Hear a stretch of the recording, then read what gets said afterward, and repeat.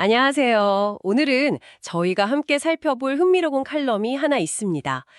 가상의 이재명 정부 초기 인선을 두고 특히 그 경쟁 진영이라고 할 수 있는 보수 쪽에서 좀 뜻밖의 반응이 나왔다는 그런 내용인데요. 네, 아니 왜 다른 진영에서까지 특정 정부의 그 인재 쓰는 방식, 소위 용인술이라고 하죠. 사람을 알아보고 쓰는 능력? 여기에 주목하면서 부럽다, 또 반성한다, 뭐 이런 목소리를 내는 걸까요? 자, 이걸 한번 좀 파고 들어보죠. 네, 맞습니다. 저희가 오늘 볼 칼럼이 바로 그 부분을 다루고 있어요.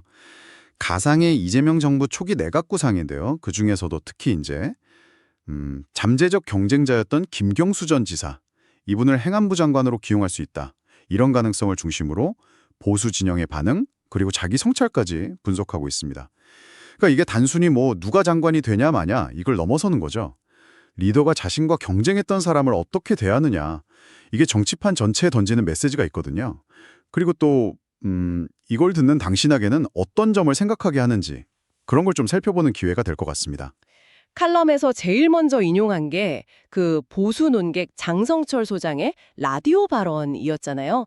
김경수 전 지사 얘기 나오니까 아니 집권 초에 대통령이 차기 대권 꿈꾸는 사람을 중요 자리에 앉힌다. 이거 진짜 쉽지 않다. 이러면서 대단히 부럽다고.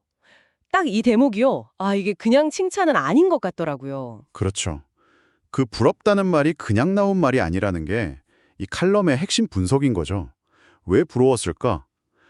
칼럼은 이걸 보수 진영 스스로가 과거의 차기주자들을 키우기는커녕 오히려 짓누르고 견제하고 없애려 했던 그 모습 있잖아요. 그거랑 너무 비교가 되니까 거기서 오는 감정이라는 거예요. 뭐랄까 반성적인 자화상 그런 걸 보는 느낌이라는 거죠. 그럼 외부의 시선이 결국 보수 정당 내부의 어떤 자성으로 이어지는 흐름도 참 흥미로웠어요. 김병욱 전 국민의힘 의원 발언이 칼럼에 나오는데 지난 3년을 자해난동이었다 이렇게까지 표현했더라고요. 그러면서 인재 키우고 존중하는 민주당이랑 딱 권력자 한 사람한테만 충성하고 나머지는 배척하는 국민의힘 이 비교가 상당히 좀 날카로웠습니다. 네, 김 전 의원 지적은 굉장히 구체적이죠. 뭐 예를 들면 당선되고 나서 경쟁했던 후보는 밀어내고 또 대선 승리에 공이 컸던 당대표는 사실상 쫓아내고 자기 입맛에 맞는 대표 세웠다가 또 금방 폐위시키는 듯한 그런 모습들. 이런 일련의 과정들을 딱 짚으면서 질문을 던지는 게 아주 의미심장해요. 그러니까 3년 전에 만약에 홍준표 총리, 유승민 부총리, 이준석 당대표 이런 체제였다면 지금과 같았을까? 이거죠. 경쟁자를 뭐랄까 동지적 경쟁자, 함께 가야 할 상대로 보지 못했던 것. 거기서 오는 아쉬움, 그리고 그로 인해 놓쳐버린 기회비용 이런 걸 생각하게 만드는 대목이었습니다. 그렇다면 칼럼은 이재명 정부의 이런 물론 가상이지만 움직임을 어떻게 해석하고 있는 건가요? 뭐 그냥 파격적인 인사다 이렇게만 보는 건 아닐 텐데요. 네, 칼럼은 이걸요. 그 경쟁자를 파트너로 이렇게 끌어안는 모습으로 봐요. 그러면서 당과 정부 전체의 어떤 외연을 넓히고 또 안정성도 높이려는 그런 전략적인 포석이다 이렇게 읽는 거죠.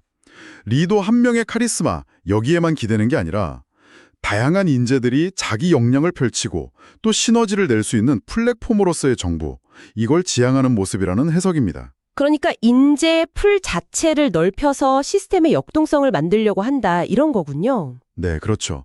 그런 시도라는 거죠. 물론 뭐 칼럼도 지적은 하고 있습니다만 실제 정치에서는 이런 구상에 그대로 갈지 또 어떤 변수가 생길지 이건 당연히 지켜봐야 할 문제겠죠.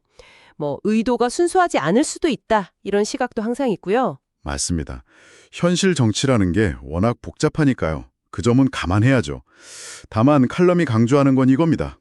설령 그 안에 정치적 계산이 깔려있다 하더라도 집권 초반부터 잠재적 경쟁자로 꼽히는 인물에게 국정 운영에 중요한 자리를 내어줄 수 있다는 그 모습 자체, 이게 주는 메시지가 상당히 크다는 거예요.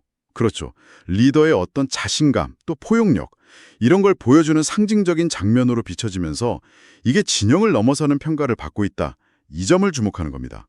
결국은 리더십의 스타일에 대한 근본적인 질문을 던지는 셈이죠. 네, 오늘 저희는 가상의 이재명 정부 초기 인선을 둘러싼 한 칼럼을 통해서요.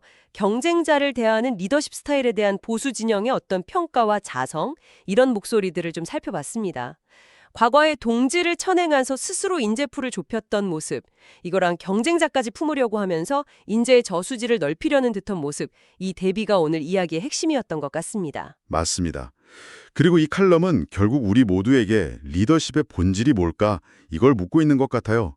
자신의 잠재적 경쟁자마저 이렇게 끌어안는 리더십, 그리고 반대로 경쟁자를 배제하는 리더십. 당신은 이 두 가지 방식이 장기적으로 봤을 때 조직이나 혹은 국가 운영에 어떤 다른 결과를 가져올 거라고 보시나요? 경쟁자를 제거 대상이 아니라 동지적 경쟁자로 보는 문화, 이게 우리 사회에 자리 잡는다면 과연 어떤 변화가 있을 수 있을까요? 한번 이 즐거움을 곱씹어 보시는 것도 좋겠습니다.